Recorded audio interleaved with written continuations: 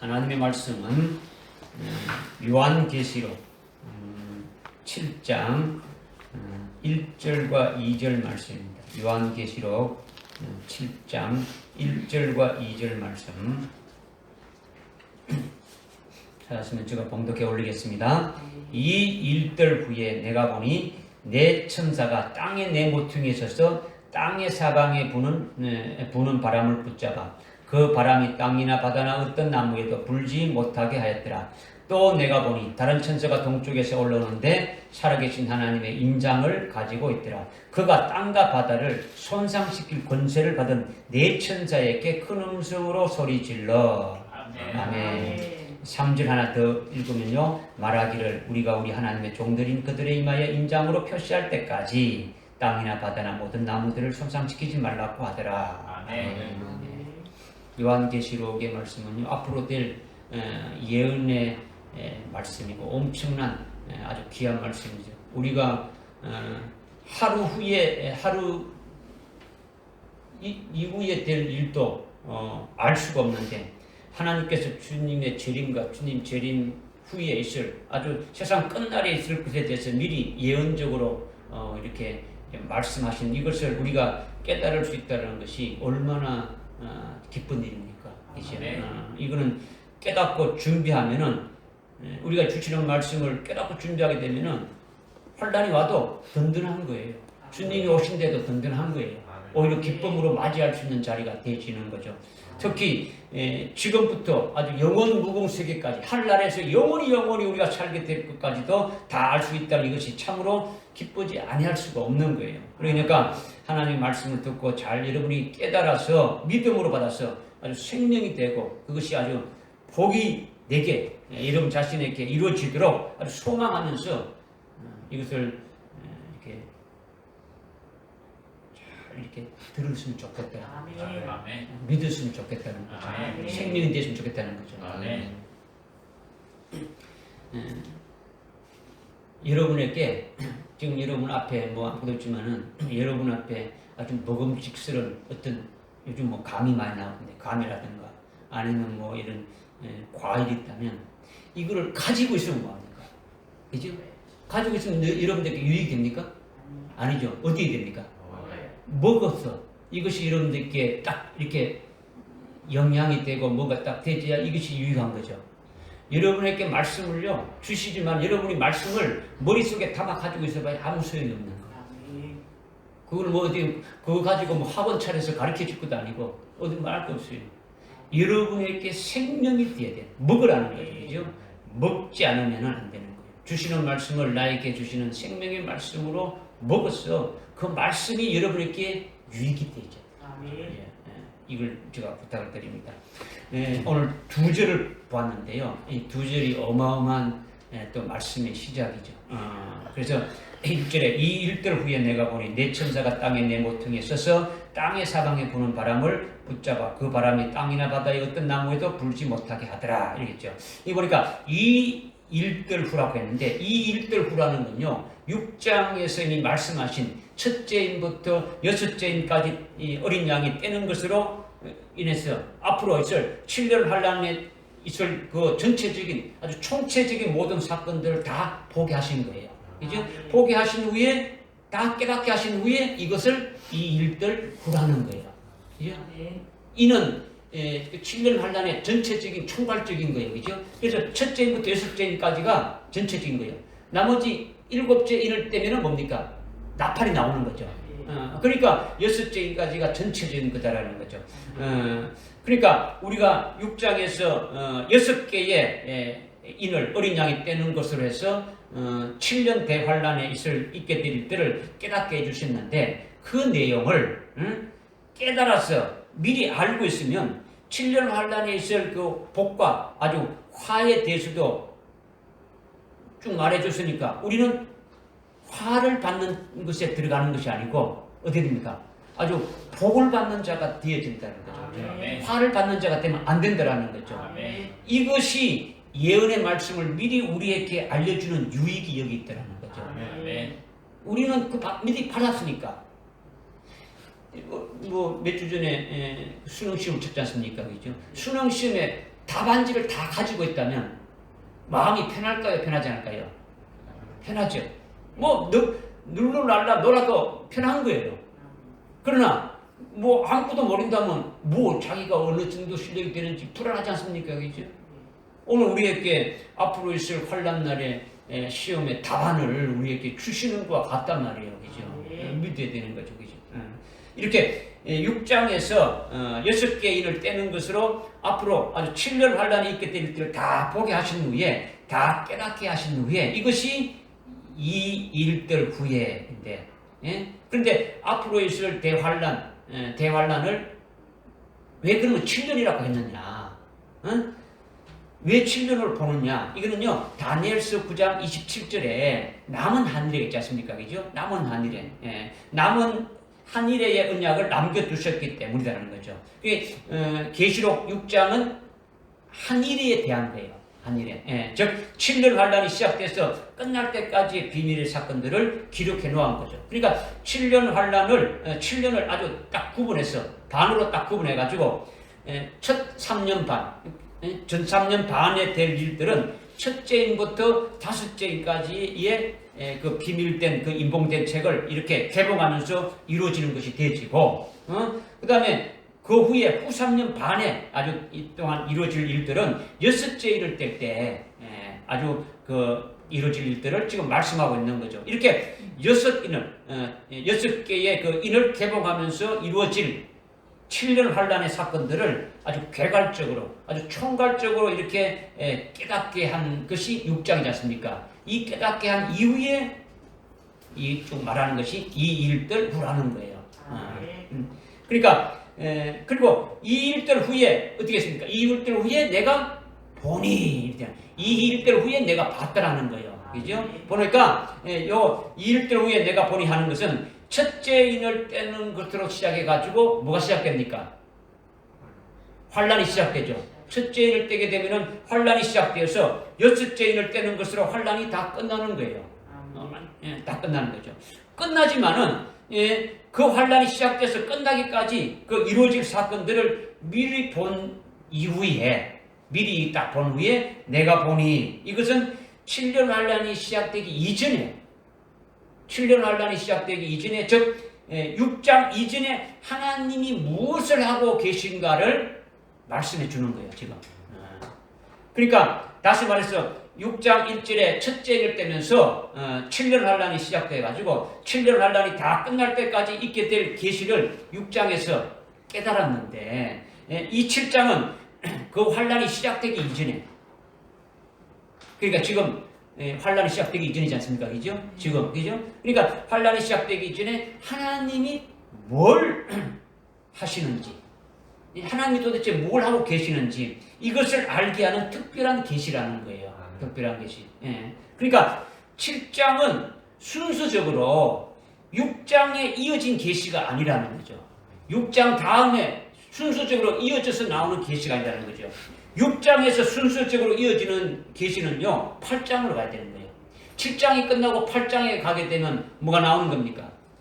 8장 1절에 가니까 7째 봉인을 여는 거죠. 그죠? 그렇지 않습니까? 6장에서 6째 인을 뗐지 않습니까? 그죠? 7째 인을 이제 8장 1절에 가는 거예요. 그죠? 그러니까 8장이 6장에 순서적으로 8장이죠. 그죠? 그리고 그러면 7장이 중간에 6장과 8장의 중간에 삽입돼 들어왔지 않습니까? 그죠? 이 삽입돼 들어가는데 왜 삽입돼 있느냐? 왜 중간에 이것이 기록되어 있느냐? 이거죠. 이것은 7년 환란이 시작되어서 끝날 때까지 아주 메인 이벤트, 아주 환란의 거기에 아주 활약하고 이렇게 하나님이 쓰실 것 같은 그것을 위해서 환란 이전에 하나님이 무엇을 하신가를 이렇게 알려주는 계시가 이 7장의 말씀이라는 거죠. 그것을 쭉 말씀. 네, 환란이 이런 거다 이렇게 전체적인 걸 총괄을 쭉 해놓고 이 환란에 아주 메인 이벤트로 어떻게 하나님이 하실 것인가를 아주 이렇게 누구를 세워서 하실 것인가를 말씀해 주시는 것이 7장이라는 거죠. 그리고 다음 장인 그 8장에서 첫째 나팔부터 넷째 나팔이 나오고 9장에서 다섯째 나팔과 여섯째 나팔이 나오는 것은 6장의 6인을 첫째 인부터 여섯째 인까지 6개의 인을 아주 구체적인 사건으로 계시한 거예요. 인은 개괄적이고 총괄적인 거라면 나팔은 뭐다고요? 아주 구체적인 사건이라는 거죠. 인이 있고 이어서 나팔이 있는 게 아니고 다시 뭡니까? 인은 첫째 인부터 여섯째 인까지가 7년 환란인데 다시 나팔이 나오는 것은 다시 환란의 시작부터 시작되어지는 거예요. 여러분들이 그렇게 깨닫지 않으면 깨닫지 못하는 거죠. 그러니까 7장은 6장의 여섯째 인을 떼고 그 사이에 계시하는 중간 계시라는 거죠. 그러니까 6장의 여섯인들에 속합니까 안 속합니까? 7장의 6장의 여섯 개 인 중에 그게 속하는 겁니까? 내용이 속하지 않는다는 겁니까? 속하지 않는다라는 거죠. 또한 8장과 9장과 저 뒤에 16장에 그 대접 나팔 그 호리병의 진도가 있는데 7호리 짓는데 그것에도 관계가 있습니까 없습니까? 관계가 없는 거죠. 그죠? 8장, 9장, 16장의 7 나팔의 계시에도 해당이 안 되는 계시라는 거죠. 그러니까 7장은 6장의 첫째 인을 개봉하기 전에 있게 될 계시를 말씀해 주는 거예요. 들어가 보십시오. 지금 이 말씀하는 것은 먼저 6장에서 환란의 전체적인 개괄적인 것을 말씀해 놓고 이 환란의 아주 메인 이벤트로 하나님이 어떻게 누구를 세워서 어떻게 하실 건가를 딱 이게 7장에서 중간 삽입을 해가지고 말씀하는 거예요. 여러분들이 그 연속곡을 보게 되면 쭉 신약에 가다가 갑자기 과거에 있던 것들을 이렇게 돌아가가지고 이렇게 또 보여주는 그런 거 있지 않습니까? 그죠? 뭐 그런 것을 여러분이 생각하면 이게 무슨 말씀이다 하는 걸 알 수가 있을 거예요. 그러니까 이 일들 후에 내가 보니 이것은 환란 날에 되는 일이 아니라 환란 이전에 하나님이 하실 아주 중요한 일을 계시한 것인데 이거를 뭐 우리는 중간 계시다, 아주 막간 계시다 해가지고 중간에 삽입시켜서 우리에게 깨우쳐 주는 거죠. 이런 그 전후 맥락을 여러분들이 아주 살피면서 여기 지금 이 일들 후에 내가 보니 이걸 읽게 되면은 여러분들 육가 원칙에 따라서 자신도 거기에 해당되는지를 살펴볼 수가 있는 거예요. 나는 그러면 어떻게 될 것인가를 이렇게 봐야 되겠죠. 그러니까 7장의 내용은요, 6장에서 이미 환란이 시작돼가지고 첫째인, 둘째인, 셋째인 해가지고 다섯째인까지가 뭐라고요? 전 3년 반에 있게 될 일들이죠. 그런데 다섯째인을 우리가 봤을 때 어린 양이 다섯째인을 여실 때 보니까 11절에 보니까 그죠? 너희 동료 종과 형제도 너희들처럼 죽임을 당하여 그 수가 차기까지 잠시만 쉬라 이렇게 했지 않습니까? 그죠?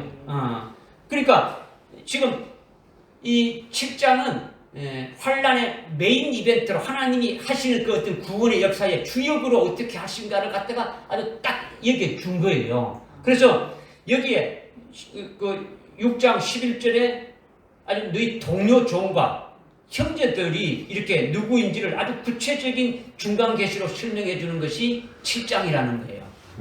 그래서 여러분이 7장을 읽었는지 모르지만은 7장은 이들은 환란이 시작되게 되면은 가장 메인 이벤트의 주역들로 동료종이 나온 거죠. 동료종. 동료종은요, 7장 1절부터 8절에 나오는 살아계신 하나님의 인을 어디입니까? 이마에 인침받은 하나님의 종들이 나오는 거예요. 14만 4천 명의 종들이 나오는 거예요. 거기를 하나님이 지금 오늘날 이 은혜 시대가 끝나기 전까지 어떻게 뽑으신가를 지금 말씀하고 있는 거예요. 그죠? 그 다음에 형제들이 나오죠. 동료 종들과 형제들이 나오는 거죠. 그죠? 형제는 뭐냐? 형제는 7장 9절부터 14절에 나오는 흰옷 입은 아주 셀 수 없는 큰 무리들을 말해요. 그러니까 즉 순교 성도들을 구체적으로 설명해 주고 있는 거예요. 순교 성도들. 그러니까 7장은 순서상 6장에서 이어지는 것이 아니라는 거죠. 이것을 깨닫게 하기 위해 가지고 여러분들에게 우리들에게 깨닫게 하기 위해서 중간에 아주 삽입해 놓은 거예요. 그래서 이 일들 후에 내가 보니 이렇게 지금 말씀하시는 거라는 거죠. 알아집니까? 네. 그래서 네 천사가 7장 1절에 네 천사가 땅의 모퉁이 내 모퉁이에 서서 땅의 사방에서 바람 부는 것을 붙잡아 그 바람이 땅이나 바다나 어떤 나무에도 불지 못하게 하더라 했는데 7장 1절부터 3절에는 세 종류의 천사가 나와요. 세 종류. 하나는 1절에 보니까 땅의 내 모퉁이에 서서 부는 바람을 붙잡는 네 천사가 있는 거예요. 또 하나는 2절에 땅의 사방에 바람을 불어가지고 일으키는 천사가 있는 거예요. 일으키는 천사가 있고 또 하나는 해돋는 곳, 즉 동쪽으로부터 살아계신 하나님의 인을 가지고 오는 천사가 있는 거예요. 이렇게 세 종류의 천사가 등장하는데 이 세 종류의 천사가 다 아주 중요한 일을 하는 거예요. 몇 종류의 천사가 있다고요? 세 종류가 있다는 거예요. 저 보십시오. 지금 바람을 불지 못하게 찾고 있는 천사가 있고, 그죠? 또 바람을 일으키려고 하는 그런 천사가 있고, 그 다음에 살아계신 하나님의 인을 가지고 동쪽에서 오는 천사들이 있다라는 거죠. 몇 가지의 종류가 있다고요? 세 가지 종류 천사가 있다는 거죠. 그러니까 1절을 한마디로 무엇을 말하냐? 바람을 불지 못하게 하는 내용을 지금 말씀하고 있는 거죠. 땅의 내 모퉁이에 서 있는 천사가 때가 되면 바람을 불게 돼 있는데, 때가 되면 바람을 막 불어가 되는데 그것을 불지 못하게 아주 억제시키는 네 천사를 새롭게 보내는 것으로 말씀하고 있다는 거예요. 할렐루야. 네. 그러니까 네 천사가 땅의 모퉁이에 서서 사방에 부는 바람을 붙잡아서 불지 못하게 붙잡고 있는데, 땅의 사방에서 부는 바람은 6장에서 계시한 7년 환란의 바람을 말씀하고 있는 거예요. 환란의 바람이라는 거죠. 그죠? 그게 환란의 바람이 불게 되면 뭐가 된다는 겁니까? 환란이 시작되는 것이고. 그러니까 지금 바람을 불지 못하게 하고 있다고요? 바람을 지금 잡고 있다라는 거죠. 우리가 지금 몇 주 전에 내 사랑하는 동산에 북풍아, 남풍아, 풀으라 이렇게 했지 않습니까? 그 말씀 우리 깨달았죠, 그죠? 그 말씀을 깨달았으니까 이 말씀도 여러분이 쉽게 아주 믿음으로 아주 실상으로 이렇게 깨달아질 수가 있겠죠, 그죠? 그러니까 지금 이 바람은 6장에서 계시하신 7년 그 환란의 바람을 계시한 건데, 이 바람은 하나님이 허락해서 부는 환란의 바람이라는 거죠. 마음대로 이렇게 막 불어대끼는 게 아니고 하나님이 허락해서 불게 하시는 바람이다라는 거예요. 마태복음 24장 21절에 보게 되면은 창세로부터 없었던 큰 환란이 있다고 했지 않습니까? 그죠? 그리고 다니엘서 12장 1절에도 이스라엘 나라가 세워진 이래로 개국 이래로 아주 지금까지 없었던 큰 환란이 있다. 이렇게 지금 말하고 있지 않습니까? 그죠? 이것이 바로 뭡니까? 땅의 사방에 바람을 이렇게 불게 하는 거죠. 바람을 불게 하는 것은 하나님께로부터 허락받은 천사, 즉 이 천사들은 악한 천사들이에요. 악한, 즉 악령들을 말하는 거죠. 악령들. 그러니까 하나님께로부터 허락을 받았지만은 하나님의 뜻대로 수임받는 거예요. 자기 멋대로 하는 것이 아니에요. 그러니까 하나님이 허락하셔서 때가 되면 바람을 일으키는 거예요. 환란이 시작되는 것은 어떻게 해서 환란이 시작되는 겁니까? 적그리스도가 등장하는 거죠. 마귀의 화신인 적그리스도가 등장해가지고 악령들이 어떻게 합니까? 완전히 자기들이 주도하는 세상이 되어지는 거죠. 무슨 알겠습니까? 예. 그러니까 지금 그렇게 하는 것을 어떻게 하는 겁니까? 지금 잡고 있다라는 거죠. 그럼 잡는 걸 누가 잡습니까? 하나님이 허락하에, 하나님 허락하에 잠시 또 이렇게 막고 있고, 일어나게 하는 것도 하나님께서 허락해서 일어나게 되지는 것이고. 깨달아집니까? 그러니까 그들도 때가 되면 어떻게 됩니까? 지금 하나님이 허락해서 악한 영들이 이렇게 환란의 바람을 부는데, 그들도 때가 되면 바람을 불라는 것을 하나님이 정해놓은 때가 있겠습니까? 없겠습니까? 있죠. 너는 이때가 되면 불으라고 이렇게 해놓은 거예요. 불어라. 자동적으로 아주 붉게 만들어놨다는 거죠. 주님이 재림하시는 것에 대해서 아주 절대적인 표정으로 말씀하시는 것이 있지 않습니까? 주님이 재림하시는 것의 절대적인 표징 어떤 것이 있습니까? 마태복음 24장에 보면 주님이 재림하시기 전에 있어야 될 일들을 쭉 말씀했지 않습니까? 그죠? 환란이 있고 그쭉 어떤 말씀한 후에 환란 후에 주님이 오시는 걸 되어 있지 않습니까? 그렇게 말씀하시면서 이루어지는 일이 마태복음 24장에 아주 구체적으로 나와 있어요. 3절 마태복음 24장 3절에 보게 되면 제자들이 묻지 않습니까? 예수님한테 주의 임하심과 세상 끝에는 어떤 이 징조가 있나이까 하니까 주님의 재림에 대한 징조와 세상 끝에 그 징조에 대해서 이렇게 물었지 않습니까? 그러니까 예수님이 그 징조에 대해서 쭉 말씀하시고 결정적인 징조로 보여주신 것이 뭐냐? 그 표로 보여준 게 뭐냐? 마태복음 24장 32절에 무화과 나무의 비유라 이렇게 비유를 했지 않습니까? 그죠? 무화과 나무의 비유가 아주 주님이 오시는 재림에 대해 아주 결정적인 거예요. 뭐냐? 마태복음 24장 3절 이하부터 쭉 읽으면 큰 환란이 있고 큰 환란 후에 아주 주님이 재림하시는데 그래서 32절에 아주 무화과 나무의 비유를 주님이 배우라고 하신 거예요.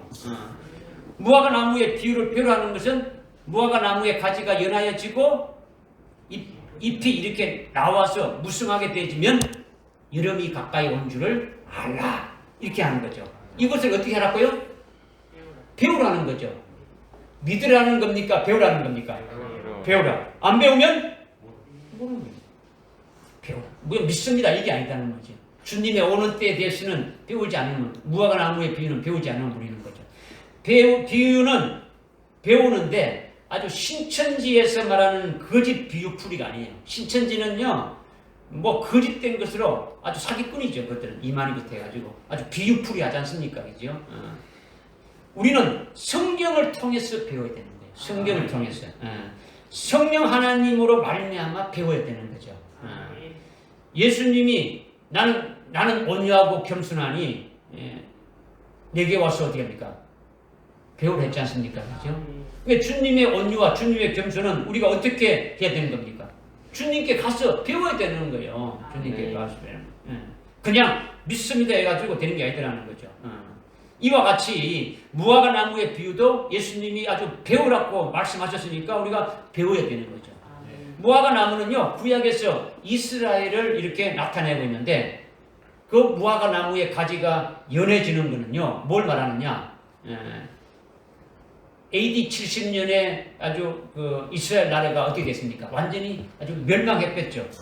멸망해가지고 나라의 나라라는 자체가 완전히 국토도 없어지고 백성도 없어지고 나라의 주권도 없어지고 뭐 다 없어진 거예요. 그런데 그 나라가 그 이스라엘이 아주 독립운동이 아주 시작되어졌다. 이것을 의미하는 거죠. 가지가 연하여지는 것은 봐서 보입니까? 안 보입니까? 가지에 물이 오르는 걸 여러분들이 눈으로 봐서 볼 수 있어요? 알아요? 몰라요? 모르지 않습니까? 그죠? 그렇게 이스라엘 독립운동이 시작된 건 그 표가 가지가 연해진 것으로 나타나는 거예요. 표가 겉으로는 안 나타나지만은 이제 시작된 거죠. 바로 1917년에 1차 세계대전이 끝나고 그 시오니즘 운동으로 시작돼가지고 이스라엘의 가지가 연해지기 시작한 거죠. 그렇게 가지가 연해지다가 그 다음에 잎이 피게 되었다는 거죠. 무화과 나무에 잎이 핀다는 것은 죽었던 무화과 나무가 살아났다라는 거죠. 살아났다라는 이것은 이스라엘이 독립해가지고 나라가 아주 세워진 것을 말하는 거죠. 세워졌으니까 모든 사람이 다 압니까 모릅니까? 아는 거예요. 1948년 5월 14일 날 이스라엘이 독립해가지고 무화과 나무가 살아난 비유임을 우리는 이미 다 잘 알고 있단 말이에요. 그리고 그 무화과 나무에 잎이 피게 되면은 그 다음은 어떻게 된다고요? 여름이 가까이 온 줄 알았지 않습니까? 그죠? 여름이 되면은 아주 따먹을 수 있는 열매를 맺게 되어지는 거예요. 그것은 이스라엘이 열매 맺게 되는 열매를 말하는 거죠. 열매를. 그들이 예수를 아주 믿어야 온전히 살아나고 영생하는 거죠. 그죠?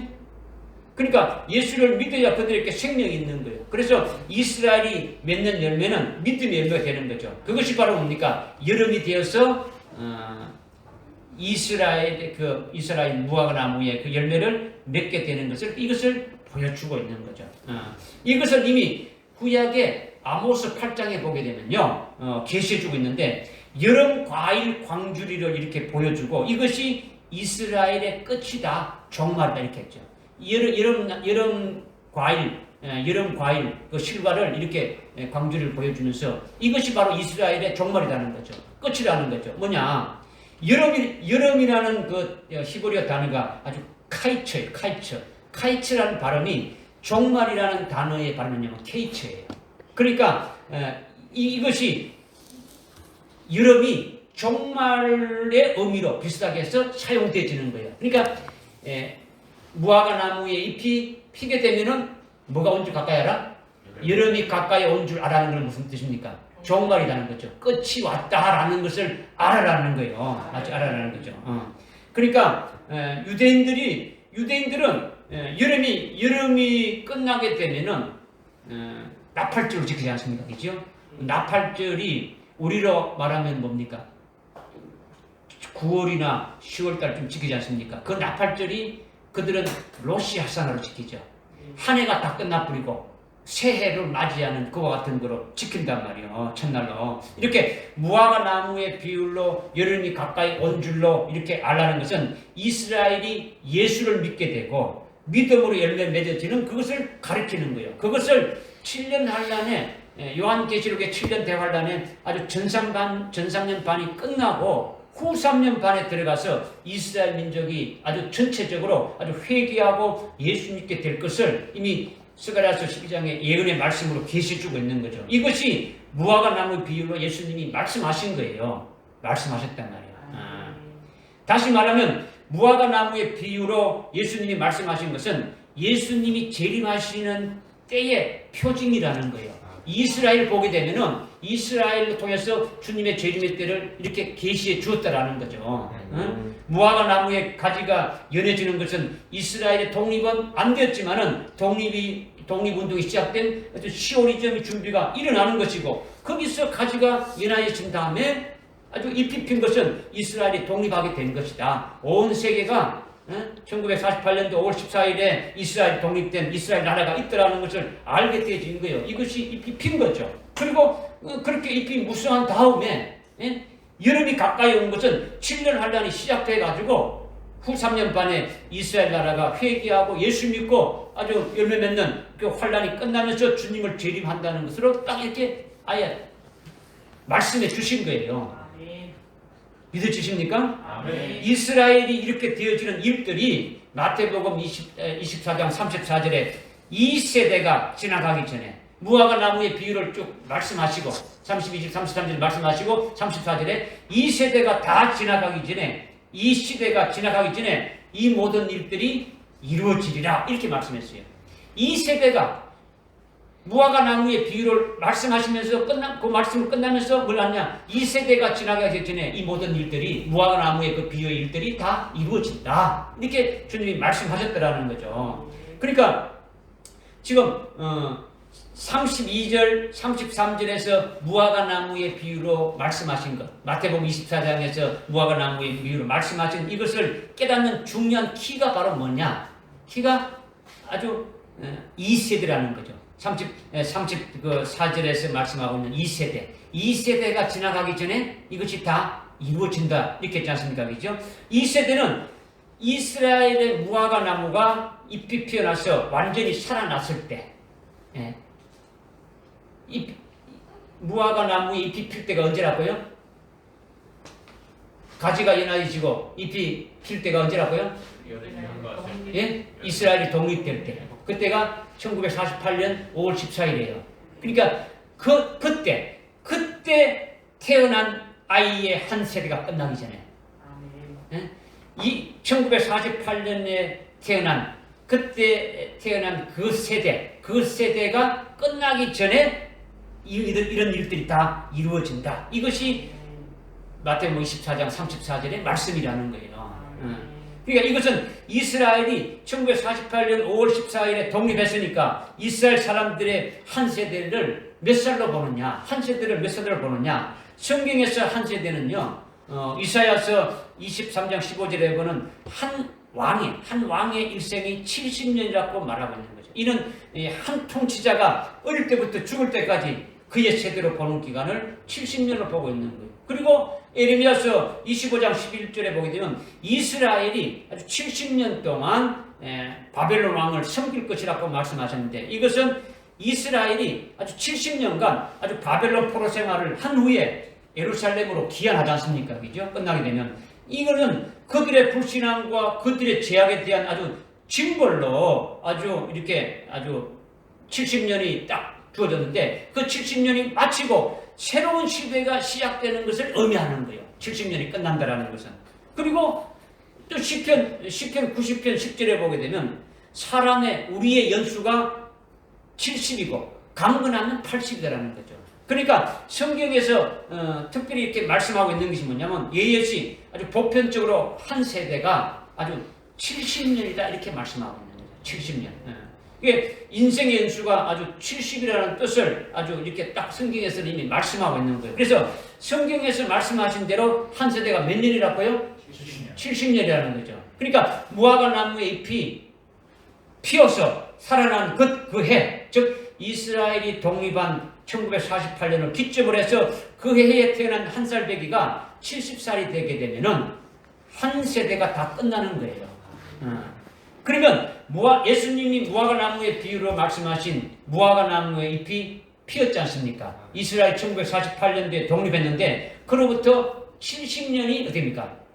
이렇게 한 세대니까 한 세대가 다 지나가기 전에 이 무화과 나무의 그 예언의 계시를 어떻게 합니까? 주님이 계시한 것이 다 아주 이루어지리라고 했으니까 그때가 언제입니까? 이스라엘 독립한 것이 1948년, 한 세대가 70년, 플러스하면 얼마입니까? 2018년이죠. 여기에 2018년이면 완전히 다 끝나는데 그 앞에 주님이 오시기 전에 뭐가 있습니까? 주님이 오시기 전에 뭐가 있어요? 7년 할 날이 있죠. 그러면 7년을 빼먹어야 되는 겁니까? 2011년. 그렇죠. 2011년에 땅에 내 모퉁이에 서 있는 내 천사로 환란이 불도록 이미 준비되어 있었다라는 것을 본문 말씀을 통해서 우리는 깨달을 수가 있는 거예요.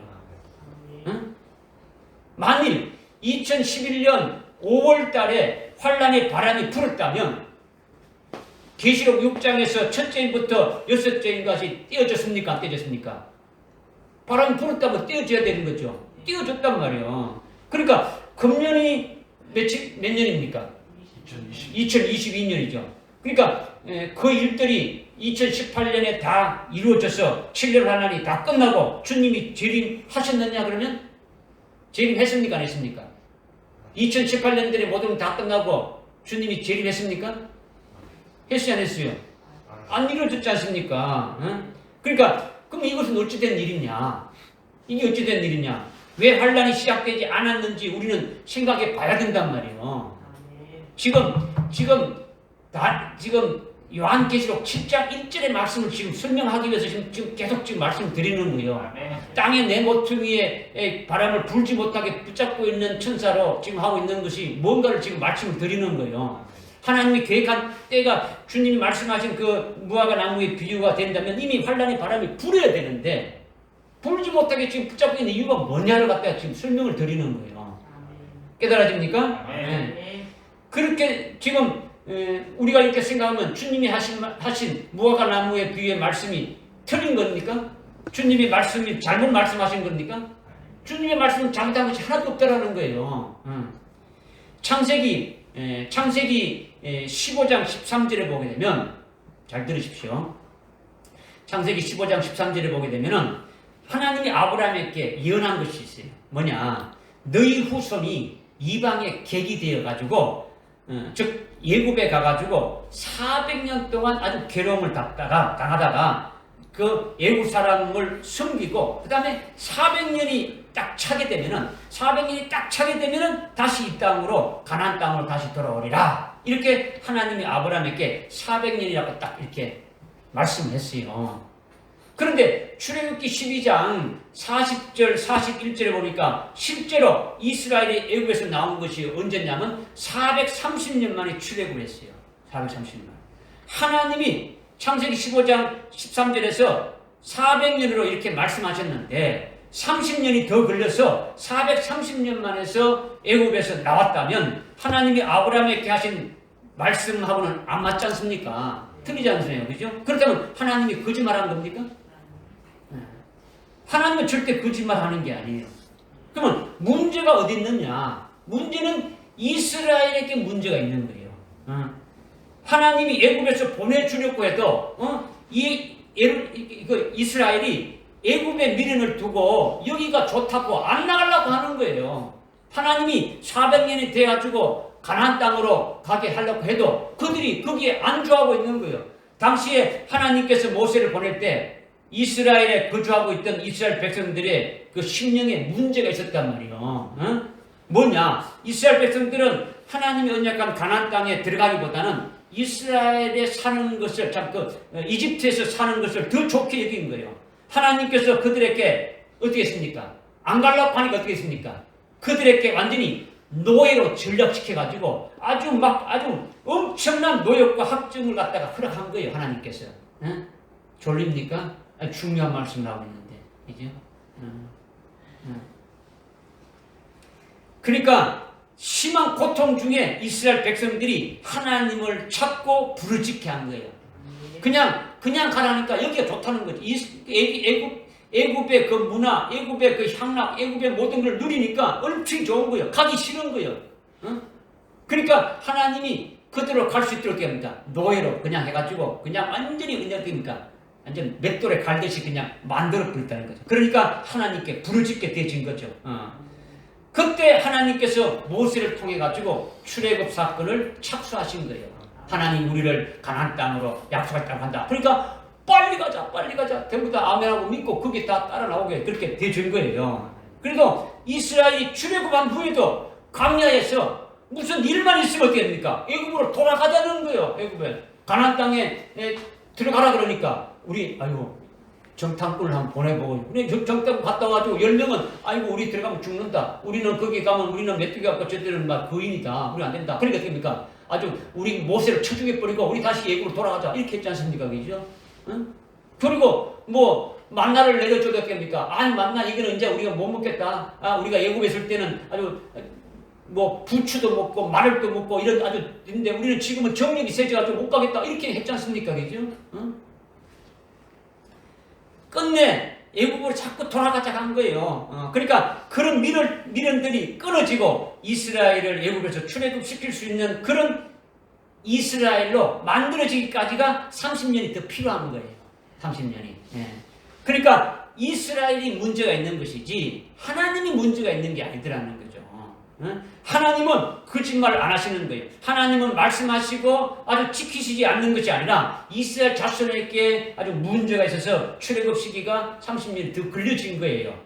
다시 말해서 예수님이 마태복음 24장 32절과 34절에 말씀하신 주님 재림과 세상 끝에 있게 될 표징으로 무화과나무의 비유를 이렇게 말씀하신 것을 정확하게 말씀하신 거예요. 그죠? 다만 문제가 누구한테 있다는 겁니까? 우리에게 있다라는 거죠. 우리에게. 지금 여러분들 환란 나면 여러분들은 다 어디 갈 겁니까? 어떻게 될 겁니까? 환란이 이미 2011년에 여러분 시작됐다면 여러분 어떻게 될 거예요? 하나님의 종들이나 하나님의 자녀들에게 문제가 있는 거예요, 지금. 그래서 그것을 7장 1절부터 4절에서 지금 말씀하고 있는 거예요. 하고 있단 말이에요. 2절에서 지금 땅의 사방에 있는 천사들이 하나님께로부터 지금 허락받아가지고 그 때가 되면은 바람을 지금 불려고 하고 있지 않습니까? 그죠? 불려고 하고 있다. 그런데 무화과나무의 비유를 말씀하신 이 세대가 지나가기 전에 이 모든 일들이 다 이루어진다는 이 세대가 다 지나가는 만기가 지금 끝나는 것이 우리가 지금 숫자적으로 따져보니까 2018년이었단 말이야. 그때가 되면 바람 불났고 이미 그들에게 하나님이 허락해 놓았었단 말이에요. 허락해 놓았는데 그때가 되면 환란이 시작되게끔 바람을 불렀고 해놓은 거예요. 그 바람을 부르는 천사는 어떤 천사를 했습니까? 악한 천사를 했지 않습니까? 그죠? 그들이 악한 천사들이지만은 그들이 하나님께로부터 허락을 받아서 그때가 돼서 아주 바람을 불어가지고 환란을 일으키는 거예요. 천사라고 하는 건요. 마귀는 천사장이 타락해서 마귀가 되진 거예요. 마귀가 천사장이 타락할 적에 그 천사장을 그 따라 타락한 천사들도 수없이 많지 않습니까? 그죠? 그래서 그 때가 되어서 바람을 불어가지고 환란을 일으키려고 하는 거예요. 그래서 그런데 2018년에 되어서 환란의 바람을 불려고 하는데 환란이 일어나려고 하는데 그 환란의 바람을 지금 막은 것이다라는 거예요. 네 천사가 땅의 모퉁이에 서서 땅의 사방에 부는 바람을 붙잡아서 불지 못하게 지금 막고 있다라는 거죠. 그러면 주님이 무화과나무의 비유로 말씀하신 그때가 2018년인데 그때가 지났는데도 아직 환란이 안 일어났다. 이것은 지금도 그 환란의 바람이 불지 못하게 붙잡고 있기 때문이다라는 거예요. 무슨 말이 되는지 깨달아집니까? 하나님께서 정해놓으신 그 때가 되었으면 첫째인부터 아주 개봉이 돼가지고 진행되어야 되는 거예요. 그런데 그 환란의 바람을 불지 못하게 해놓은 것은 왜 그렇게 해놓느냐? 이것을 깨달으라는 거죠. 지금 그 깨닫게 하기 위해서 여러분들께 지금 말씀을 드리는 거예요. 숫자 노름을 이렇게 하는 게 아니고 여러분에게 뭐 몇 년, 몇 월, 며칠 이거 말 안 하려고 하는 건데 여러분들 좀 깨닫게 하기 위해서 한 거예요. 여러분이 오해하고 뭐 이렇게 하기 때문에 가급적이면 그렇게 숫자를 안 하는데 아주 그때가 되면 무조건 환란의 바람이 불게 되어 있는데 환란이 시작되지 않았더라는 거예요. 만일 환란의 바람이 불었다면 우리의 믿음은 보장할 수 있어요? 보장 못해요? 보장하지 못하는 거지. 지금도 보장 못하는데 이제 오늘 오전에도 말씀했지 않습니까? 그죠? 하나님의 그 은혜로 택해서 남은 자로 이렇게 만들어 줬다는 것이 얼마나 그거냐는 거죠. 우리로 하여금 이렇게 금초대 교회로 불러서 주님의 재림과 주님 재림 있게 된 연의 말씀들을 깨닫게 하고 그 믿음으로 설 수 있도록 특별히 택해서 남은 자로 이렇게 딱 했다는 그 자체가 얼마나 감사할 일이라는 것을 우리가 깨달았지 않습니까? 그죠? 그러면 여러분이 시간이 그냥 많이 탱자하게 그냥 아이고 뭐 시간 많아 이게 아니다라는 거죠. 그죠? 그러니까 마태복음 24장에 예수님이 친히 말씀하신 그때에 그대로 이루어지지 않았다고 주님의 말씀의 신뢰성이 아주 잃어버린 것이 아니라 주님이 문제가 있는 것이 아니라 누구에게 문제가 있다고 봐야 되는 겁니까? 우리에게, 우리 자신에게 문제가 있다고 봐야 되는 거죠. 우리가 어떤 존재입니까? 하나님의 말씀을 받았지만은 믿지 않고 아주 불순종하면서 참으로 하나님의 속을 많이 속이고 있구나. 아주 뭐 우리가 하나님의 이름을 아주 높이고요. 하나님의 이름을 아주 사랑하면서 그렇게 하는 것이 아니라 오히려 하나님을 망신시키고 하나님의 그 영광과는 거리를 두고 있었던 나이구나. 하나님이 정해놓으신 대로 때가 되면 벌써 환란이 일어나야 되는데 지금 우리가 아주 우리 때문에 의거지로 아주 이렇게 아주 일어나지 못하도록 천사를 보내서 붙잡고 있구나. 이런 것들을 여러분이 깊이 깨달아라는 거죠. 내 자신이 어떤 존재인데 진짜 하나님이 하나님 앞에 내가 이런 존재인데 지금 하나님이 환란의 바람 불지 못하게 지금 이렇게 붙잡고 있는 것이 바로 내 때문이구나. 우리가 얼마나 악한 것인지 믿지 않고 얼마나 아주 불신앙적으로 나가면서 준비하고 있음을 깨닫고 아주 회개하고 한편으로 이렇게 해주시는 하나님의 심정도 여러분이 깨달아가지고 하나님 앞에 아주 고마워해야 되지 않느냐라는 거죠. 그렇죠? 이렇게 네 천사가 땅의 모퉁이에 서서 땅의 사방에서 부는 바람을 붙잡아서 불지 못하게 한다는 1절의 말씀을 잘 깨달아야 된다. 이거를 지금 말씀하고 있는 거예요. 관념적이고 이론적인 것이 아니에요. 절대로. 이론적인 것이 아니에요.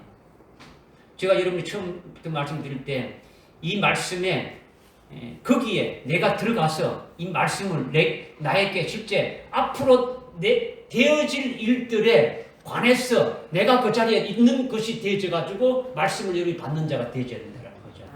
그렇게 안 되면 그냥 제3자의 입면에서 그렇구나 이런 뜻이구나. 이거는 아무 유익이 안 돼요. 아무 소용이 없다라는 거죠. 이것을 깨달았다면 환란의 때가 오더라도 아직 넉넉히 남았다고 생각할 수 있습니까? 없습니까? 지금도 환란의 바람이 불지 못하도록 의지로 붙잡고 있는 상태니까 그러니까 우리는 급한 거예요. 급한 거단 말이에요. 누워서 잠잘 수 있는 게 아니에요. 서서 말씀을 먹으면서 여러분이 말씀을요 막 빨리빨리 먹어야 돼요. 빨리빨리. 준비해야 돼요. 영적으로 여러분이 준비해야 되는 거죠. 이것을 깨달으라는 거죠. 하나님이 내 천사의 바람을 불지 못하게 하는 것이 무엇을 말하는 것이냐? 이것은 현재 우리가 처해 있는 상황을 말씀하고 있는 것이다. 이거를 지금 깨달으라고 하는 거예요. 하나님께로부터 허락받은 천사들이 바람을 불게 하는데 그 천사들이 환란의 바람을 불게 되면 무슨 문제가 있느냐? 무슨 문제가 있겠습니까? 그 천사들은 악한 영을 했지 않습니까? 그죠? 환란을 일으켜서 아주 성도들을 아주 멸망의 길로 아주 넘겨뜨리려고 하는 악한 영들인데 그런데 악한 영들이라고 표현하지 않고 천사들이라고 이렇게 표현했지 않습니까? 그죠? 악한 영들로 하여금 악한 일을 하지만은 그것이 하나님의 종들이나 하나님의 자녀들에게 악한 일을 통해 가지고 오히려 아주 복된 일, 선한 일로 이루기 위해서 하시는 거지 않습니까? 그죠? 하나님께 쓰여지는 도구단 말이에요. 그들도. 그런데 그 환란의 바람을 어떻게 불지 말라는 겁니까?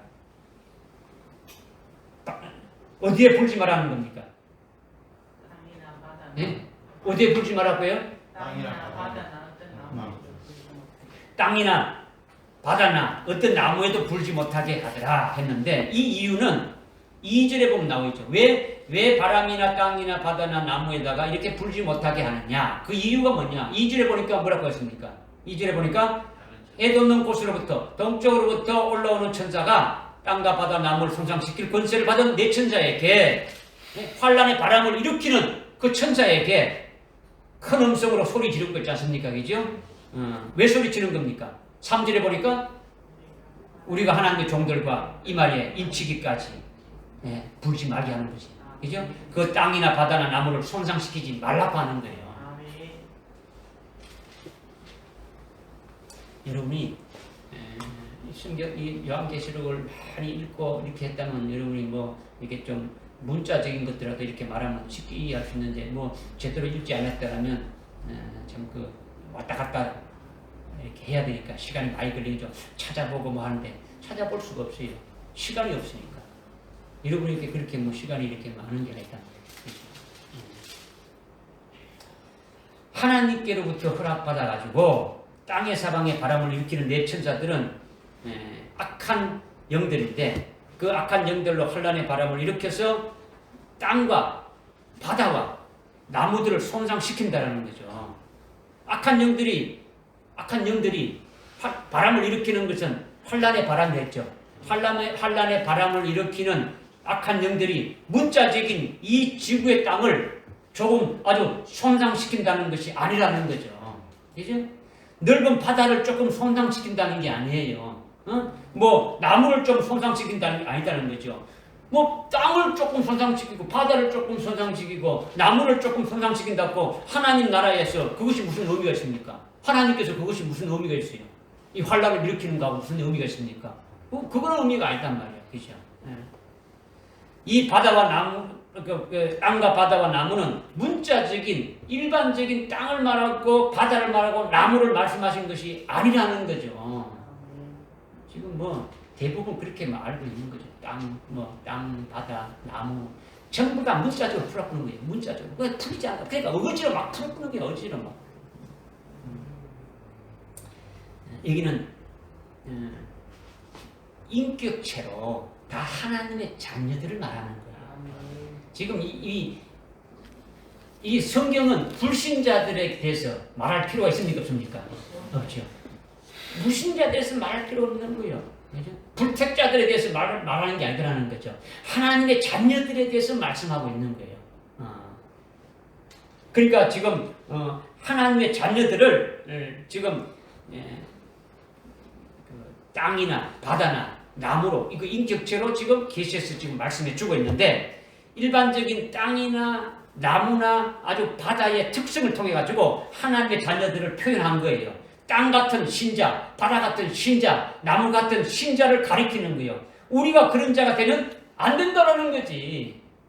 환란이 일어나게 되면 어떻게 된다고요? 3절에 보니까 어떻게 된다고요?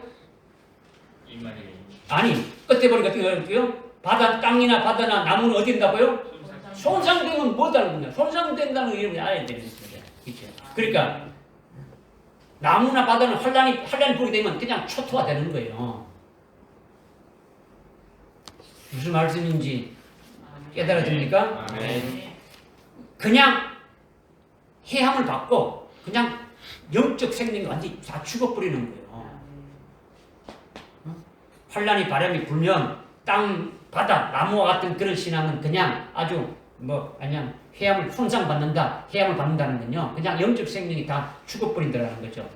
그럼 땅 같은 신자는 뭐냐? 육적인 신자를 말하는 거예요. 육적인 신자. 신앙생활해도 땅에 붙어 있어가지고 땅에서 떨어지지 못하는 거예요. 예수 믿고 예수님의 이름으로 세례받아서 그리스도의 것으로 하나로 연합된 그리스도의 것이 된 아주 새 피조물로 하늘에 속한 자로 살지 못하는 거예요. 하늘에 속한 자로. 하늘의 것을 바라보지 못하고 땅의 것만 바라보고 땅의 것만 생각하고 육신적인 것만 세상적인 것만 바라보고 살아가는 자가 땅에 속한 자단 말이에요. 땅 같은 신자단 말이에요.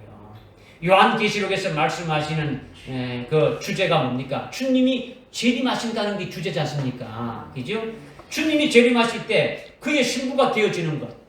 어린 양의 혼인잔치에 칭을 받는 그리스도의 신부로 재림하시는 신랑 예수님과 함께 혼인잔치에 이렇게 들어가는 복을 결론적으로 요한계시록에서 이렇게 말씀하고 있는데, 그런데 그렇게 혼인잔치에 들어갈 그리스도의 신부가 되면 땅 같은 신부가 되면 안 된다라는 거예요. 안 된다는 거죠. 누가 돼야 되느냐? 어떻게 돼야 되느냐? 한 군데 찾아봅시다. 12장 12절 찾아봅시다. 12장 12절. 12장 12절에 보니까 그러므로 너희 하늘들과 그 안에 거하는 너희는 즐거워하라. 땅과 바다에 사는 자들에게는 화가 있으리라. 아멘. 자, 그러면 여기 지금 뭐라고 말씀하고 있습니까? 땅 같은 신자가 아니라 누가 돼야 그리스도의 신부가 될 수 있겠습니까? 하늘과 하늘에 거하는 자가 되어야 된다는 거죠. 하늘은 뭐냐? 하늘은 이미 순교해서 하늘에 가 있는 자를 말해요. 순교한 자를 말해요. 순교한 자들은 그들의 영혼이 하늘나라에 가 있죠. 그죠? 하늘나라에 가 있는 그들의 영혼을 말하는 거죠. 순교해서. 그들이 신부가 되지는 거죠. 그리고 하늘에 거하는 자. 하늘에 가 있지 않지만 하늘에 거한 자는 아직 순교는 안 됐지만 은혜 시대가 끝나기 전까지, 즉 아주 환란이 시작되기 전까지 아주 순교의 신앙에 딱 확정되어진 자들, 순교할 신앙으로 이미 올라서서 하나님이 보시기에 아주 순교할 자의 명부에 딱 용명이 돼서 딱 확정이 된 자들이라는 거죠. 그렇게 된 자들이 환란이 시작되게 되면은 그들을 아주 순교시켜주는 것이 환란의 의미가 있지 않습니까? 그죠? 그래서 순교한 자들이 그리스도의 신부가 되어지는 거죠. 이것이 하늘에 거하는 자들 말이에요. 하늘에. 할렐루야. 그러면 12장 10절에 이렇게 하늘과 하늘에 거하는 자는 복이 있다는 이런 자는 문자적인 것이 아니다라는 거죠. 문자적으로 하늘 아니 이런 말하는 게 아니라는 거죠. 하늘과 같은 이에 이미 순교한 자들. 이미 순교한 자들. 그리고 하늘에 거하는 자는 순교할 것을 순교할 그 믿음으로 써서 순교할 자로 미리 이렇게 딱 예비하여 있는 자들. 그런 자들이 환난 날에 복이 있더라는 거예요. 무슨 말 알겠습니까? 네. 그러니까 그들이 주님 재림 때 복이 있더라는 것은 뭐라는 겁니까? 그리스도의 신부로 세워진다는 거죠. 그러나 땅과 바다 같은 신자는 화가 있다 했는 거죠. 화가 있다. 이 12장 12절에 그렇게 말씀하고 있지 않습니까? 그러니까 7년 환란의 바람이 불게 되면은 땅과 바다와 나무를 아주 손상시킨다는 것은 환란이 시작되면은 적그리스도나 거짓 선지자와 아주 큰 도성 바벨론인 배단 그에 가지고 다 영적 생명이 다 아주 죽임을 당하고 만다라는 거예요. 죽임을 당하고 만다. 무슨 말씀인지 깨달아집니까? 그러니까 땅은 육적인 신자를 말해요. 육적인 신자. 육에 속해 있는 영, 즉 하나님의 아들의 영이 육신의 부모로부터 출생하면, 즉 우리 육신을 입고 있으면 그 육신은 뭐로 만들어진 겁니까? 이거는 땅 흙으로 만들어진 거죠. 그죠? 예, 땅의 흙으로 말씀하고 있는데 하나님의 자녀로서 땅이라는 것은 예수 믿는 하나님의 자녀들이지만은 육에 속한 자다. 육신에 속한 자다라는 거죠. 반면에 순교할 자로 서 있는 자는 그의 육신은 믿음으로 이미 어떻게 됩니까? 나의 옛사람은 육신은 그리스도와 함께 십자가에 이미 죽었다. 그리스도로만 사는 영적인 사람으로 바뀌어진 거죠. 더욱이 자기 목숨을 아주 주님을 위해서 바치 중심으로 서 있는 자의 상태는 땅이 아니라 하늘이란 말이에요. 하늘. 네? 하늘 차원의 믿음을 가진 하나님의 자녀를 가리키는 거죠. 그러니까 땅과 같은 육적인 신자는 오직 주님을 위해서 순교할 수 있는 신앙이 오르지 못한 자를 말하는 거죠. 이거는요, 자기 자신을 보면 알 수 있는 거예요. 자신을 보면. 주님이 오시기 전에 큰 환란이 있을 때, 너 예수 믿으면 죽인다고 목에 아주 칼을 딱 들이댈 때 예수 믿을 것이냐, 부인할 것이냐, 예수를 믿는다고 주저하지 않고 아주 적각 이렇게 말할 수 있느냐, 이거죠. 그냥 여러분이 지금 신념적으로 나는 순교할 겁니다. 이렇게 할 수 있다, 이렇게 뭐 말한다 해가지고 그렇게 될 수 있는 게 아니라는 거죠. 순교가. 그죠? 그것은 착각이죠. 신앙은요, 환란에 들어가서 딱 나타나는 거예요. 그죠? 땅에 속한 자들은요, 환란에 들어가면 바로 예수를 부인하는 거예요. 예수를 하는 거예요. 이것은 이미 순교 신앙에 올라선 자만이 목에 칼이 들어와도 예수 믿는다고 바로 아주 고백이 나오는 거예요. 왜? 하늘에 거한 자만이 믿음의 정죄를 끝까지 지킬 수가 있는 거예요. 이미 순교 신앙이 세워져서 농명된 자들이니까 농명된 자들에게 아주 순교해 주신 역사를 환란을 통해서 하니까 그 환란아 아주 어서 오라고 이렇게 할 수 있는 거예요. 그죠? 그러니까 그렇지 않는 자는 아주 순교 신앙에 이르지 못한 자는 육신 목숨 때문에 땅의 신앙이 되고 있는 거죠. 육신 목숨 때문에. 그들은 환란이 불면 땅은 해함을 받는다라는 거죠. 환란의 도가 아주 극심하니까 아주 육적인 신자는요 다 넘어지는 거예요. 결국 순교에서 아주 믿음으로 승리하느냐 아니면 배도하고 타락하느냐 이거죠. 그런데 믿음의 정죄를 끝까지 지키고 순교하는 자는 하늘과 아주 하늘에 거하는 자고 배도하는 자는 땅이다. 이것이 환란의 바람에 불게 되면 땅을 향하면 된다. 이것을 지금 말씀하고 있는 거죠. 믿어지십니까? 그러니까 오늘 우리가 뭘 해야 되느냐, 어떤 신앙이 되어야 되느냐, 이걸 먼저 또 말씀해 주고 있는 거예요. 그죠?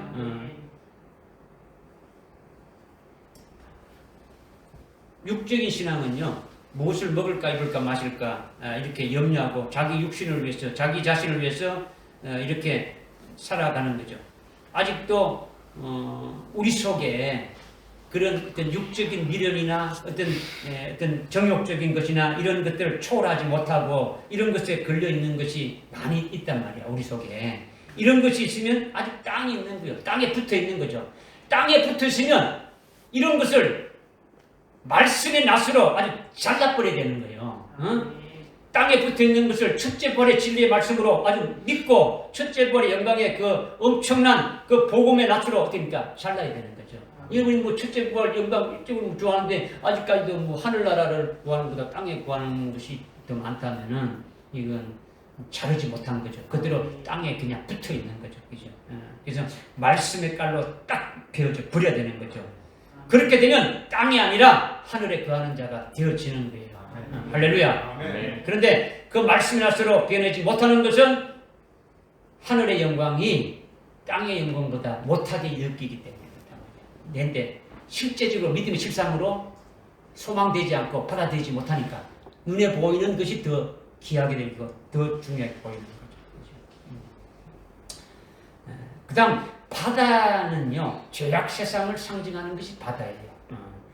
바다 같은 신자는요 예수를 믿으면서도 죄악 세력 아래서 벗어나지 못하는 신자를 가리키는 거예요. 예수를 믿고 영적 생명을 살고 있는 그리스도인인데 죄악의 세력에서 벗어나지 못하고 악의 공동 세력에서 벗어나지 못하고 그 죄악의 무리에서 탈출하지 못하고 있는 자가 바다 같은 신자예요. 말씀을 듣고 믿고 하늘에 있는 소망이 있어도 자기가 속한 악한 공동체에서 그 환경에서 벗어나지 못하고 여전히 거기에 머무를 수뿐이 없는 가운데 살고 있는 자들이 바다 같은 신자라는 거죠. 예를 들어 가지고 조폭에 속한 자가 회개하고 예수 믿고 세례받고 새 사람이 되었는데 그 조폭의 조직에서 나오려면 아주 팔을 하나씩 잘라버리겠다. 아주 내 이 조직에서 나가는 자는 다 잘라버리겠다. 다리를 잘라버리겠다. 이렇게 하니까 아니면 아주 가족을 볼모해가지고 절대 나가지 못하게 하니까 아주 보복이 들어와가지고 예수 믿고 하늘의 영상을 소망하고 주님의 재림을 사모한다 해도 그 공동체에서 나오지 못하고 있는 거예요. 이것이 바다 같은 신자예요. 예수 믿고 은혜 받아서 세례 받았으면 종전에 일하던 아주 조폭의 세력에서 잘라야 되는 거죠. 이것이 바다에서 벗어나는 거죠. 죄악의 세력 아래서 살다가 예수 믿고 세례 받으면 바닷속 같은 곳에서 땅으로 올라오는 것 같고, 그 다음에 땅에서 하늘로 올라오는 것이 되어야 되는 거죠. 바다에서 땅으로 올라오고 땅에서 이렇게 올라와야 되는 거죠. 그냥 거기서 머물면 안 되는 거죠. 이렇게 그러니까 환란이 바람이 불게 되면요, 바다 신자는요 해양을 받는 거예요. 다 죽는 거예요. 그죠? 이게 아까 이제 우리 이제 우리 식사하면서도 얘기했던 것인데 그 술 먹는 거 그렇게 했는데 근데 그런 것도 하나의 자기가 결단이 있어야 되는 거죠. 그렇죠? 벗어나야 되는 거죠. 술 먹는다고 해가지고 지옥 가고 그런 걸 말하는 게 아니라 그리스도인으로서 내가 참 하나님 앞에 얼마나 경건하게 살아야 될 것인가라는 거죠. 그렇죠? 근데 그렇지 못하면 뭐 다른 거 더 좋은 것도 어떻게 할 수가 있겠습니까? 이걸 그런 차원에서 지금 말씀드리는 거예요. 그죠? 그러니까 거기서 왜 못 나오느냐? 바다 같은 신자는 환란의 바람이 불면은 해함을 받게 되는데 다 죽는다는데 왜 거기서 못 나오냐? 칼 맞아서 죽는다고 해도 조폭 세계에서 나오면 칼을 찔러 죽인다 할지라도 자기 목숨을 버릴 일사각오로 나올 수 있는 그런 마음이 없기 때문에 그렇다는 거죠. 그러니까 믿음이 문제예요. 무슨 믿음이냐? 죽음은 죽음이라 믿음이 있어야 되는 거죠. 내가 예수 믿는 믿음으로 그냥 나가리라. 이것이 있어야 되는 거죠. 그런 믿음이 없으면요, 바다 같은 신자라는 거죠. 이것이 땅과 바다는요, 환란의 바람에 해양을 받게 된다. 아주 죽는다. 이것을 지금 말씀하고 있는 거예요. 그 다음에 또 어떤 신자가 있습니까? 나무 같은 것도 있죠. 나무는요, 마태복음 21장 19절에 보니까 예수님이 길가에서 무화과 나무의 열매를 딱 잡수려고 보니까 잎만 무성하고 열매가 없었죠. 예수님이 그 나무를 저주한 거예요. 무화과 나무는 이스라엘을 상징하는데 이스라엘이 예수를 믿지 않고 예수를 배척하고 오히려 십자가에 죽인 것이 열매가 없는 걸 지금 말씀하셨는데 그래서 예수님이 저주해 버린 거죠. 그러니까 그 이스라엘이 뿌리채로 말라 뿌린 거 아닌가, 그죠? 결과적으로 이스라엘 나무가 뿌리채 없어진 거죠. 2000년 동안 뭐 나라라는 자체가 코코도 없어지고 뭐 땅도 없어지고 국민은 다 없어지고 뭐 아주 뿌리채 말라버린 거죠. 이것이 잎만 무성하고 열매 없는 나무인데 이것이 나무 같은 신자를 지금 가리키는 거예요. 뭐냐? 영생을 위하여 열매 맺는 것이 하나도 없더라는 거죠.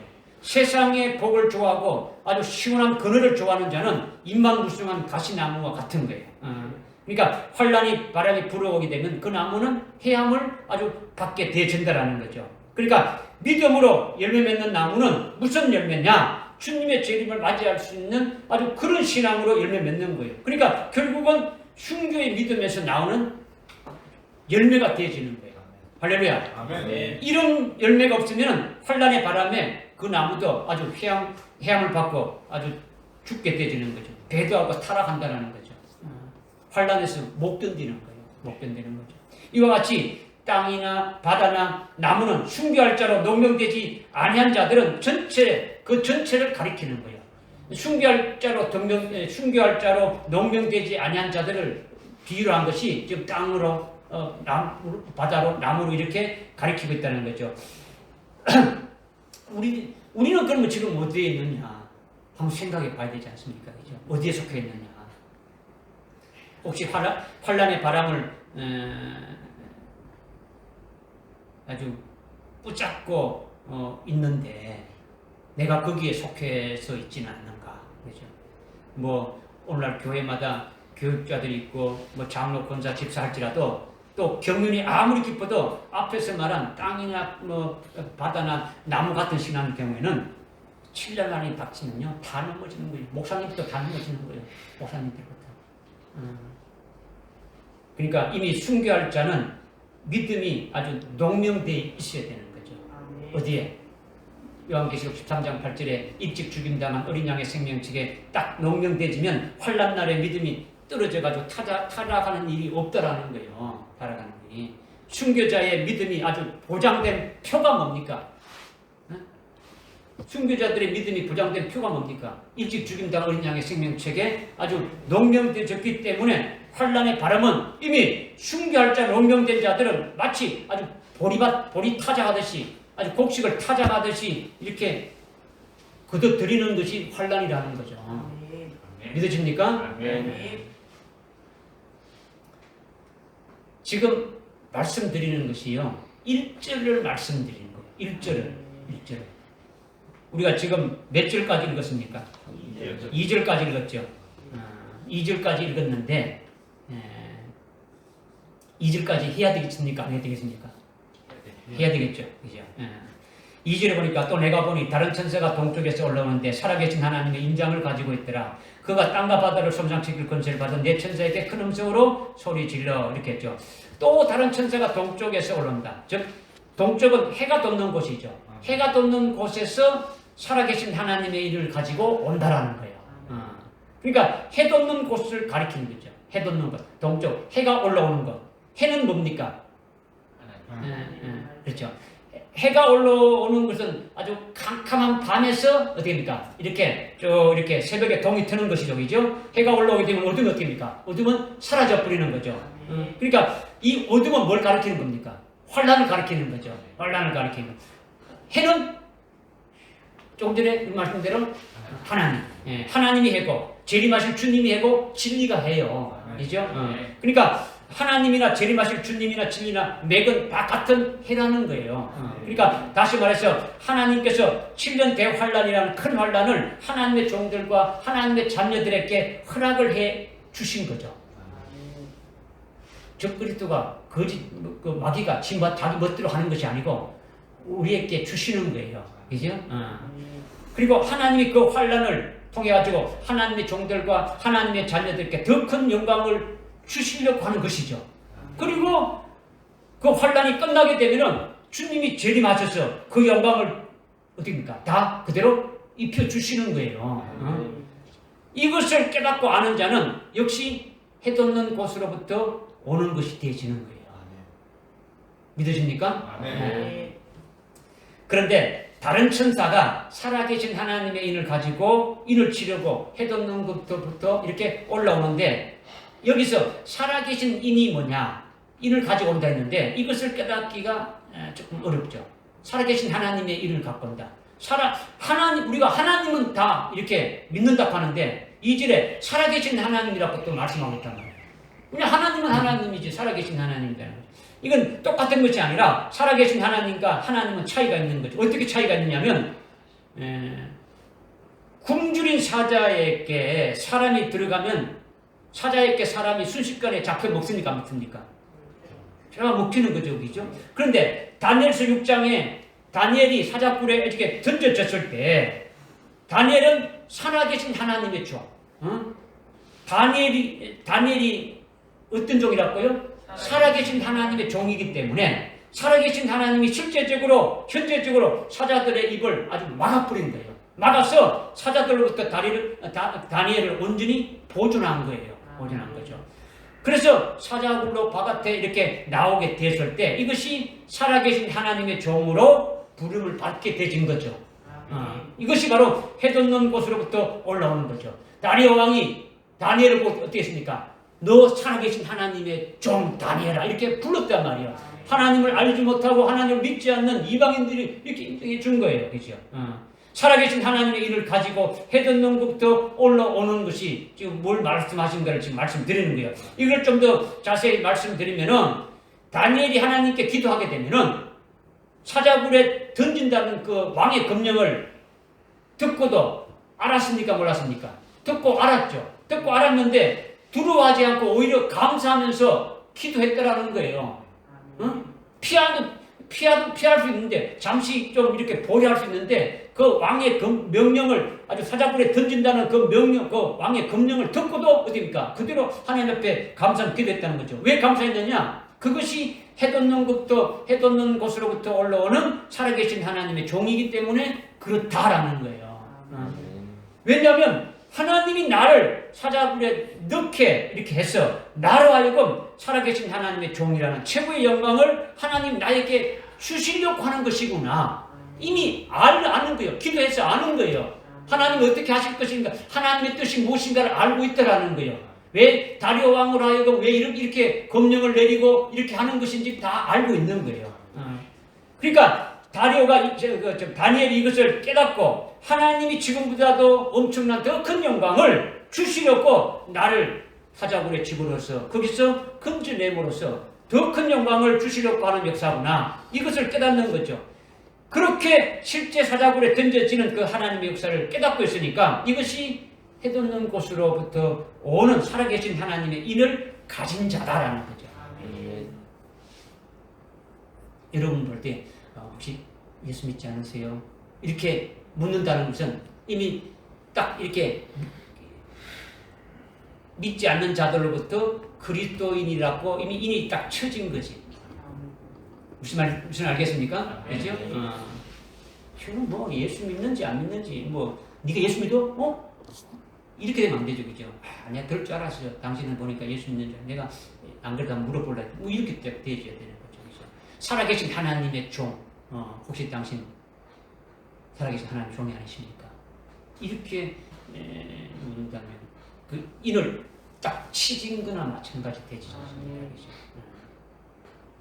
그러니까 실제 사자굴에 던져진 그 하나님의 역사를 깨닫고 있으니까 이것이 해담는 것들로부터 오는 살아계신 하나님을 가진 자라는 것이죠. 다니엘은 보이는 하나님의 종이지만은 7장에서 살아계신 하나님의 인을 가지고 인치로 오는 천사는 보이지 않는 하나님의 종이지 않습니까? 그죠? 맥은 똑같은 거예요. 맥을 지금 여러분에게 말씀드리는 거죠. 그죠? 다시 말하면 살아계신 하나님의 인을 가진 천사는 뭐하는 자입니까? 살아계신 하나님의 인을 가진 자는 뭐하는 자입니까? 하나님의 종들의 임에다가 인을 치는 자들이죠. 그죠? 인을 인칭 받은 하나님의 종들은 뭐가 되는 겁니까? 살아계신 하나님의 종들이 되지는 거죠. 그죠? 그들은 다니엘이 지금 어디에 던져지는 겁니까? 사자굴. 예? 사자굴에 여러분 잘 들어주십시오.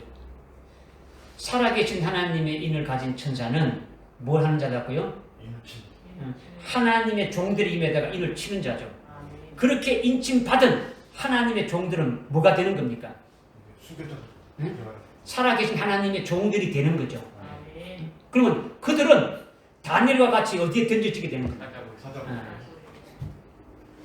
다니엘은 사자굴에 던져졌지만은 우리는 지금 살아계신 하나님의 종을 지금 뭘 말하면 거기에 꽂혀보면 안 되죠.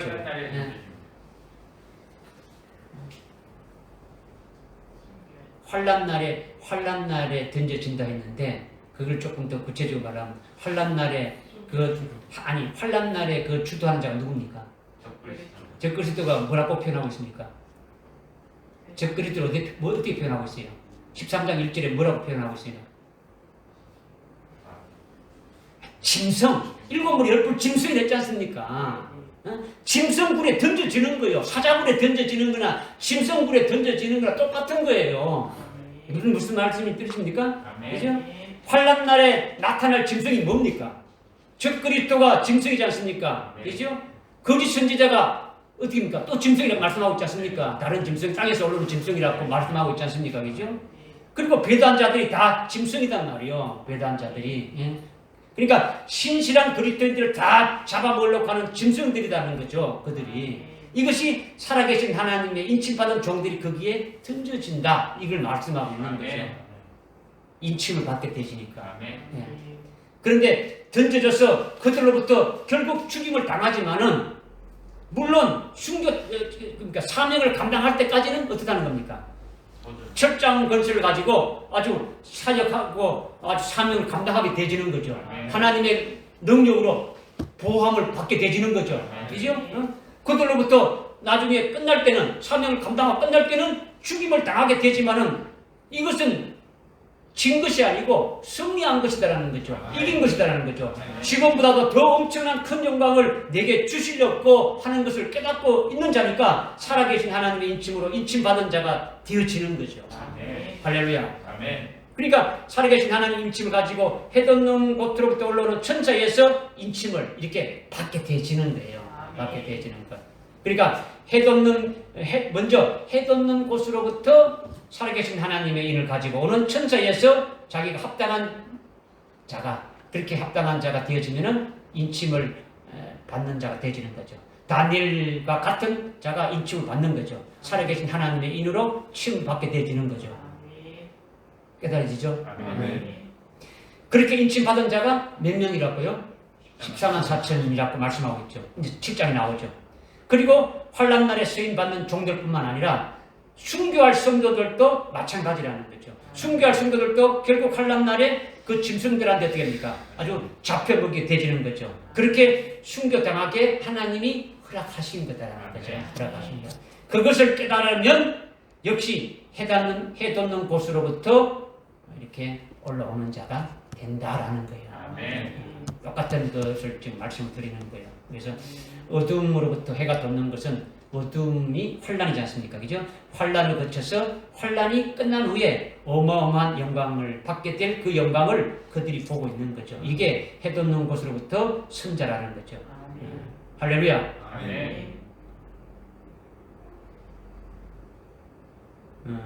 지금 현재 환란의 바람이 불지 못하게 억지로 막고 있는 상태지 않습니까? 그죠? 이것을 여러분 좀 잘 깨달아라는 것을 지금 1절에서 말씀드린 거죠. 그죠? 그리고 우리는 그 땅이나 바다나 나무 같은 그와 같은 자의 신앙을 있다가 환란의 바람이 부는 손상을 받는 그런 신자가 아니라 살아계신 하나님의 인침을 받고 거기에 쓰여지든가 아니면 순교할 자로 이렇게 세워져서 더 큰 하나님의 영광을 받는 자가 되어져야 된다. 이것을 말씀하십니다. 기도하겠습니다. 하나님 아버지 참으로 감사합니다. 오늘 요한계시록 7장 1절 2절 말씀을 통해서 잘 깨닫게 해주시니 감사합니다. 이 말씀을 잘 믿음으로 이렇게 묵상하며 깨닫게 될 때 더 큰 은혜가 넘치게 하시고 환란의 바람이 아주 불기 이전에 우리의 믿음이 어떻게 세워질 것인가를 보고 깨닫고 그 믿음에 쓸 수 있는 자를 되게 인도해 주옵소서. 예수님의 이름으로 기도드려옵나이다. 아멘. 찬송가